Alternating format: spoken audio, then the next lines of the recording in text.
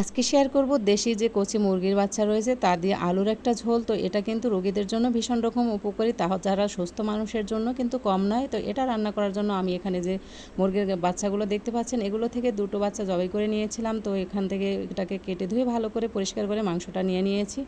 আর আলুগুলোকে একটু ছোট ছোট করে কেটে নিয়েছি, কারণ এই মুরগি রান্না করতে কিন্তু খুব একটা সময় লাগবে না, সেজন্য আলুটা একটু ছোট করে দিয়েছি। আর আজকে রান্নাটা আমি মাটির চুলায় করব, তো সেজন্য চুলায় একটা কড়াই বসিয়ে দিয়েছি। এর ভিতরে পরিমাণ মতো দিয়ে দিলাম সরিষার তেল। আর আমি যেহেতু সব সময় কিন্তু মাটির চুলায় রান্না করি না, তাই এটাকে একটু বাইরে নামিয়ে রান্না করি, এলোমেলো পরিবেশ।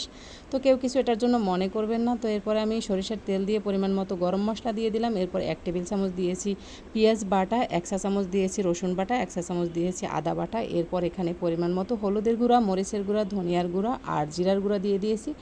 1/2 চা চামচ আমি এখানে মরিচ বাটা দিয়েছি।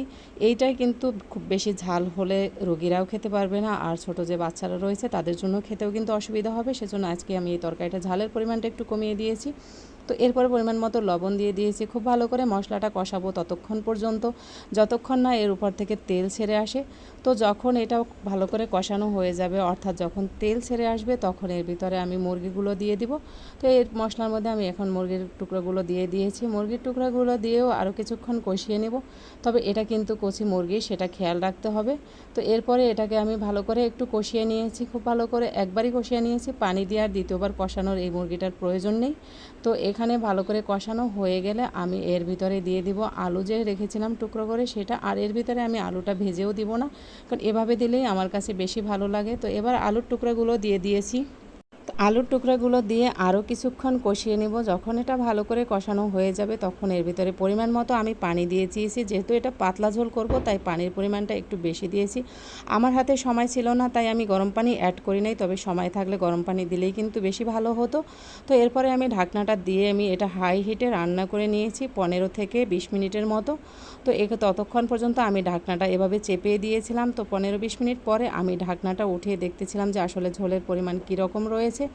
তো এই যে দেখেন আমার এ অবস্থায় চলে আসছে। তো এরপরে আমি এর ভিতরে 1/2 চা চামচ জিরার গুঁড়া আর 1/2 চা চামচ গরম মশলার গুঁড়া দিয়ে ঢেকে রেখেছিলাম আরও মিনিট 5। তো এরপরে নামানোর পর দেখেন এই যে কতটা ঝোল নামিয়ে নিয়েছি। একটা বাটিতে আমি উঠিয়ে দেখাচ্ছি যে দেখেন কতটা সুন্দর কালার হয়েছে, আর এটা কিন্তু খেতে অসম্ভব রকম মজার ছিল। তো আমি এটা লোভ সামলাতে না পারে গরম গরম একটু ভাত নিয়ে নিলাম আর একটু খেয়ে নিলাম। তো এই যে আমি একটু ভাত নিয়ে নিয়েছি। এরপরে দেখেন আমি এখানে মাংসটা তুলতে গেলে আমার কিন্তু একটা অসুবিধা, আমার প্লেটে গরম মশলাগুলো পড়বেই। আর এই যে দেখেন ঠিকই প্লেটের মধ্যে গরম মশলাগুলো পড়ে গেছে।